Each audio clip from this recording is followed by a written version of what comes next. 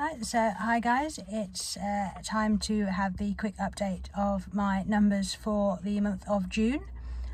So I'll just quickly go through them. I do have them on a piece of paper here, so if I do keep looking down, that's what I'm looking at, but this should just be a reasonably quick video just to quickly go through all my numbers.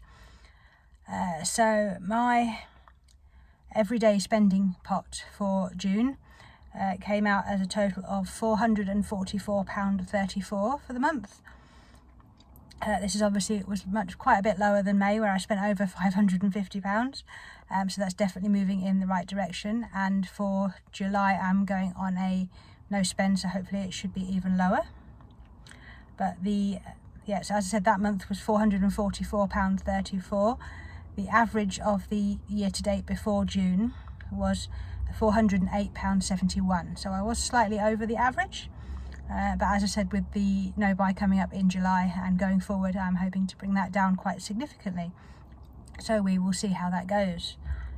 As to do with my savings towards our early retirement goal, I am now at 21.3% of my goal number at the end of June. So that was growth of 0.3% this month, which is a little bit lower than the last couple of months where I've grown 0.7 and 0.8%. But my average for the year to date before June was an average growth of 0.4% a month. So it's a little bit under that average, but it's not too bad. So hopefully if that keeps growing, and hopefully the effect of some compound interest will start kicking in soon, and that growth rate will start to accelerate. The bit where I have had a good month was my passive income. The average year to date up to the end of the previous month was an average of £60.97 a month. But for the month of June, I actually gained £354.40.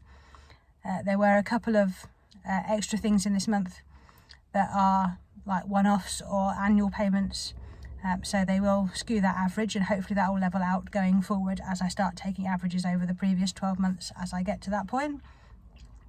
But just to go through everything on that list, so I had £100 in my other income category. That was actually the fairer share payment from Nationwide, which I got. Obviously that's a one-off. They tend to do it about once a year, but obviously it's not a guaranteed payment. So that was in my other category.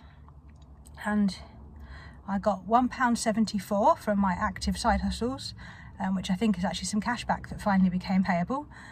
Which was nice, although it was only a small amount, but every little helps, as Tesco's like to say. And then the rest of the money was from my ISAs. So I got £150 of the government bonus on my lifetime ISA. That is actually 2 months worth. The payment that was due at the end of May was a little bit late due to the bank holidays, so I ended up with 2 payments in June instead of 1. So that's another one that has skewed those numbers slightly. I had 11p of interest in my stocks and shares ISA from the uninvested cash. And the last bit is the dividends from my stocks and shares ISA, which for this month were £102.55. So the dividends are the main chunk normally going through. The average for the year to date before this month was £60.86 for the month. And obviously my monthly was £102.55, so that is definitely increasing, which is also nice to see.